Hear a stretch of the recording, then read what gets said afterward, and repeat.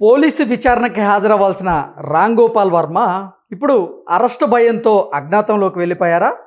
ఆయన తన మొబైల్ ఫోన్ని స్విచ్ ఆఫ్ చేసి పరారీలో ఉన్నారా అంటే అవునని సమాధానం ఇస్తున్నారు కొంతమంది రాజకీయ విశ్లేషకులు. ఈ నేపథ్యంలోనే ఇదే అంశం మీద మనం విశ్లేషణ చేసుకుందాం. ప్రస్తుతం మనతో పాటు ఉన్నారు ప్రముఖ రాజకీయ విశ్లేషకులు కేవీవి ప్రసాద్ గారు. సార్తో మాట్లాడదాం. సార్ నమస్తే. సార్ నమస్తే అండి. అరెస్ట్ భయంతోనే రామ్ గోపాల్ వర్మ అజ్ఞాతంలోకి వెళ్ళారని, అందుకే ఆయన ఈరోజు పోలీసు విచారణకి హాజరు కాలేదని, ఆయన తన మొబైల్ని స్విచ్ ఆఫ్ చేసి పరారీలో ఉన్నారు అనేటువంటి వార్తలు వస్తూ ఉన్నాయి. ఏంటి సార్ అసలు రామ్ గోపాల్ వర్మ ఎక్కడున్నారు? సో రామ్ గోపాల్ వర్మ ఎక్కడున్నాడు అనేది మనకు అప్రస్తుతం. ఆ బాధ్యత ఎవరైతే ఇప్పుడు కేసు బుక్ చేశారో, అదే ఎంక్వైరీ టీం ఉందో, ఆ పోలీస్ టీం ఉందో, వాళ్ళ బాధ్యత అది. ఏదేమైనా ఒకటండి, ఎవడో మనకి ఓసీలో వడ్కా బాటిల్ ఇచ్చాడు, లేకపోతే ఎవడో ఓసీలో మనకి డబ్బులు ఇచ్చాడు. సో కాబట్టి మనం ఆ వడ్కా బాటిల్ సేవించి ఆ తాగిన మత్తులో మనం ఏం చేస్తున్నామో విచక్షణ లేకుండా సభ్య సమాజం చీకొట్టిలాగా ఆ యొక్క ఎక్స్లో ఆ ట్వీట్ చేయడం కానీ, లేకపోతే ఆ ఫోటోలు మార్ఫింగ్ చేయడం కానీ, ఇవన్నీ కూడా నీచాతి నీచం. ఇప్పుడు హ్యాపీగా సినిమాలు ఇప్పుడు ఏమంటున్నాడు, నేను సినిమా షూటింగ్లో బిజీగా ఉన్నాను, నన్ను వర్చువల్గా నన్ను విచారించండి అంటాడు. అది ఎలా కుదురుతుంది? ఇప్పుడు నిజంగా హ్యాపీగా సినిమాలు చేసుకోవాలి, నువ్వు బిజీ డైరెక్టర్ అయితే నీ పని నువ్వు చేసుకోవాలి. ఈ పనికిమాలిన పనులన్నీ చేయకూడదు. ఇప్పుడు నీ చేత చేయించినోడు చెప్పినోడు వాడు శుభ్రంగా పబ్జీ ఆడుకుంటా వాడు హ్యాపీగానే ఉన్నాడు. వాడు పిల్లి ఇల్లు మారినట్టుగా రోజుకొక విల్లాలోనో, రోజుకొక విలాసవంతమైన భవంతులోనో, ప్యాలెస్లోనో కూర్చుని వాడు ఈజ్ ఎంజాయింగ్. ఏది Bengaluru to Hyderabad, Hyderabad to Tadepalli, Tadepalli to Hyderabad, Hyderabad to Bengaluru, అతను బాగానే ఉన్నాడు. ఇప్పుడు ఈ మధ్యలో ఈ గొడ్లు చించుకున్న ఈ ఏదైతే ఈ పేటిఎం బ్యాచ్లు, ఈ చిల్లర కాసుల కోసం, లేకపోతే వాడేదో మనకి సినిమాకి పెట్టుబడి పెడుతున్నాడు, మనం తీసే సినిమాలకి మనకు డబ్బులు ఇస్తున్నాడు, దాని ద్వారా 10 పైసలు దొరుకుతున్నాడు. ఇప్పుడు వీళ్ళ పరిస్థితి చూసారు ఎలా ఉందో. సో కాబట్టి ఏదేమైనా ఒకటండి, విచక్షణ అనేది చాలా ఇంపార్టెంట్ మనిషికి. ఇప్పుడు నిన్న మొన్నటి వరకు ఆ డెన్లో కూర్చుని వాడ్కా తాగుతా ఆ హీరోయిన్స్ని చూశారు మీరు, ఆ కాళ్ళు చీకుతా, చేతులు చీకుతా, కాళ్ళు నాగుతా, అసభ్యంగా వ్యవహరిస్తా వీడియోలు చేసుకుంటే కూడా చీకొట్టాడు, దాన్ని చూసి ఎంజాయ్ చేసినోడు ఎంజాయ్ చేసి, అబ్బా రామ్ గోపాల్ వర్మ ఎంత అదృష్టవంతుడురా, భలే ఎంజాయ్ చేస్తున్నాడు లైఫ్ అనుకున్నాడు.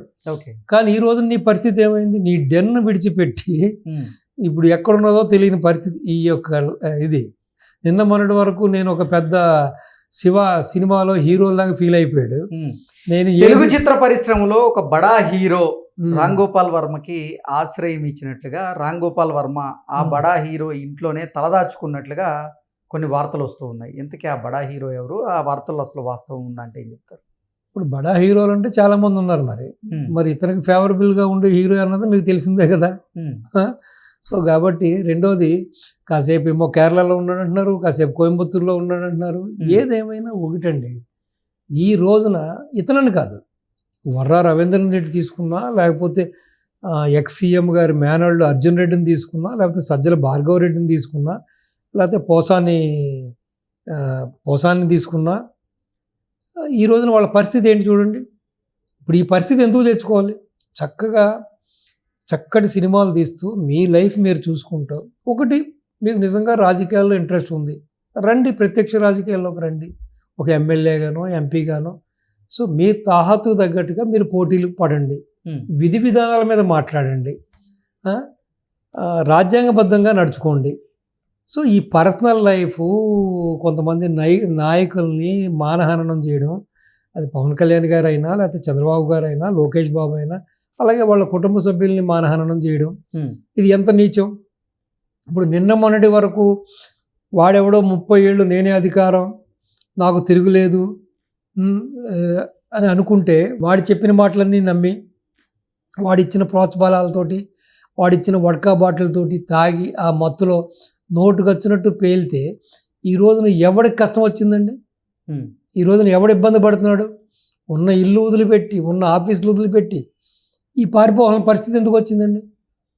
ఏదైనా ఒక కన్స్ట్రక్టివ్ పాలిటిక్స్ నిజంగానే ఎస్ అది లోకేష్ గారైనా, పవన్ కళ్యాణ్ గారైనా, బాబు గారైనా, అది ఎవరైనా సరే ఒక సాటి మనిషిగా, ఒక సాటి బాధ్యత కలిగిన ఒక వ్యక్తిగా ప్రశ్నించే అధికారం ఎవరికైనా ఉంది. అది విడిచిపెట్టి ఇంత హీనాతిహీనంగా ఎవడో ఒకడి మెప్పు కోసం, ఎవడో ఒకడిచ్చే ఆ యొక్క కూలి డబ్బుల కోసం, ఆ ముష్టి డబ్బుల కోసం ఈ విధంగా చర్యలకు పాల్పడితే ఈ రోజున పరిస్థితి చూస్తున్నాం కదా. ఇది అపహాస్యం కదా, ఇది అసహ్యం కదా, ఇది నీచం కదా. ఇప్పుడు ప్రజలందరూ ఏమనుకుంటున్నారు, ఏంట్రా నిన్న మొన్నటి దాకా ఏదో పెద్ద హీరోలాగా పోజు కొట్టాడు, ఈ రోజు ఏంట్రా ఇటు పారిపోయాడు అని చెప్పి ఇప్పుడు ఇంతమంది పోలీసులు, ఇంతమంది మీడియా వచ్చి నీ ఇంటి ముందు వచ్చి హైరానా చేస్తుంటే, ఇంతమంది హడావిడి చేస్తుంటే ఇది అవమానం కాదా? సో ఇప్పటికైనా సరే ఇటువంటి వ్యక్తుల యొక్క అడుగుజాడల్లో నడిచేవాళ్ళు, ఇటువంటి వ్యక్తుల్ని ఫాలో అయ్యేవాళ్ళు ఎప్పటికైనా సరే వాళ్ళ కాస్త బుద్ధి తెచ్చుకుని ఇది సరైన పద్ధతి కాదని వాళ్ళ పందా మార్చుకుంటే చాలా మంచిది. సో లేదంటే ఈ రోజు రామ్ గోపాల్ వర్మ లాగా, లేకపోతే పోసాని లాగా, ఇంకొక XY లాగా ఇలాగే భార్య బిడ్డలను వదిలిపెట్టి, లేకపోతే ఉన్న కుటుంబ సభ్యులను వదిలిపెట్టి, ఉన్న ఇల్లు వాకిలను వదిలిపెట్టి ఈ విధంగానే అగచాట్లు పడవలసిన పరిస్థితి వస్తుంది. అసలు పోలీసు విచారణకి హాజరవ్వాలి ఈరోజు రామ్ గోపాల్ వర్మ. రెండోసారి వారి అవకాశం ఇచ్చారు, అయినప్పటికీ ఈ రోజు కూడా విచారణకు హాజరు కాలేదు. అందుకే ఆంధ్రప్రదేశ్ పోలీసులు అయితే జూబ్లీహిల్స్లోని తన నివాసానికి వచ్చి అక్కడ అసలు రామ్ గోపాల్ వర్మ ఉన్నారా లేరా, ఒకవేళ ఉంటే విచారణ చేసేందుకైతే ప్రయత్నం చేశారు. కానీ రామ్ గోపాల్ వర్మ తరపున న్యాయవాది మాత్రం ఆ పోలీసులను అడ్డుకునేటువంటి ప్రయత్నం చేసి అసలు మీరు ఇక్కడికి ఎందుకు వచ్చారు అంటూ ఆయన ఎదురు ప్రశ్నించారు అంటూ కొన్ని వార్తలు వస్తూ ఉన్నాయి. అసలు ఏం జరిగింది అక్కడ? కానీ ఒకటి నేను కూడా చూసా క్లిప్పింగ్స్, ఆ లాయర్ కూడా అసలు అతను నేను ఇంకా ఎవరు లాయర్ అనుకోలే అతన్ని, భవిష్యత్తుకు సంబంధించిన ఏ బౌన్సరో లేకపోతే బాడీ గార్డ్ ఏమో అనుకున్నా. అసలు అతను మాట్లాడే తీరు, ఆవేశపడుతుంది చూస్తే అసలు అర్థం అవ్వలేదు. అతను చాలా అసలు అతను ఒక ప్రొఫెషనల్ గా మాట్లాడాలి. మేము కోర్టులో అంటే మేము వర్చువల్ గా హాజరవుతాం, మేము బిజీగా ఉన్నాం అంటూ నానా రకాలుగా కారణాలు చెప్తూ ఉన్నారు రామ్ గోపాల్ వర్మ గారు కానివ్వండి, ఆయన తరపు న్యాయవాది కానివ్వండి. ఏంటి అసలు వాళ్ళు ఇటువంటి డిమాండ్ చేస్తున్నారు? ఇప్పుడు ఒకటండి, నేనేం చెబుతానంటే, కత్తి పట్టుకుని యుద్ధం చేయాలనుకున్నవాడు రణరంగంలోకి రావాలి. దమ్మున్న మగాడవుతే, నీతి నిజాయితీ ఒక అమ్మకి అబ్బా పుట్టినాడు అవుతే వచ్చి నిలబడి దాన్ని పోరాడాలి. తన ఎదుటి వ్యక్తి అని తేల్చుకోవాలి. ఎవడిదో అధికారం, ఎవడిదో అండదండలు, ఎవడి యొక్క అధికారాన్ని చూసుకుని విర్రవీగిపోయి వాడిస్తున్న చిల్లర కాసుల కోసం, ఆ ముష్టి కాసుల కోసం రెచ్చిపోతే ఈ విధంగానే చచ్చిపోవాల్సిన పరిస్థితి వస్తుంది. చచ్చిపోవడం ఇన్ ద సెన్స్ మీకు తెలుసు కదా, ఇల్లు వదిలిపెట్టి, ఆఫీస్ వదిలిపెట్టి, ఎవడో మీరు చెప్పిన ఆ అగ్ర హీరో ఎవడో ఇంటికి వెళ్ళి వాడి దగ్గరికి వెళ్ళి బాబు నన్ను కాపాడరా, లేకపోతే నన్ను దాయిరా అని చెప్పాలి. ఇటువంటి పరిస్థితి రావడం అనేది శోచనీయం. సో ఎప్పటికైనా సరే ఇలాంటి అవకాశవాదుల్ని, ఇటువంటి నీచ నికృష్ట వాళ్ళని ఆదర్శంగా తీసుకుని ఈ విధంగా అవాకులు చవాకులు పేలే ప్రతి వాళ్ళకి కూడా ఈ ఎపిసోడ్ గుణపాఠం. ఓకే. సో దీన్ని చూసైనా సరే వాళ్ళందరికీ కనువిప్పు కలగాలి. ఇక మీదట ఎవడైనా సరే పద్ధతిగా మాట్లాడకపోతే ఈ విధంగానే పరిస్థితులు ఉంటాయి. ఈ విధమైన పరిస్థితులను ఎదుర్కోవాల్సిన పరిస్థితి ఉండాలంటే డెఫినెట్గా రామ్ గోపాల్ వర్మ అయినా, అది ఇంకొక XY ఎవడైనా కూడా ప్రభుత్వం, ఈ ఉమ్మడి ప్రభుత్వం కూడా ఉక్కుపాదంతో వీళ్ళందరినీ అణిచేయాలి. ఎందుకంటే వీళ్ళు చేసిన చేష్టలు, వీళ్ళు చేసిన అతివేషాలు కూడా, వీళ్ళు చేసిన ట్వీట్స్ కానీ లేకపోతే పోస్టింగ్స్ కూడా సభ్య సమాజం ఎవ్వరూ కూడా సమర్థించే విధంగా కానీ, ఎవరు కూడా దాన్ని చూసి ఆనందించే విషయంగా కూడా ఏది లేదు. అన్నీ చాలా ఎబ్బెట్టుగా, చాలా ఎబ్బరంగా, చాలా నీచంగా, చాలా నీచమైన వ్యవహరించారు వీళ్ళు. సో కాబట్టి వీళ్ళందరికీ కూడా కఠినంగా శిక్షించాలి. కఠినంగా శిక్షిస్తేనే రేపొద్దున ఇటువంటి చర్యలకు పాల్పడడానికి ఎవడైనా సరే 1-2 సార్లు ఆలోచించాలి.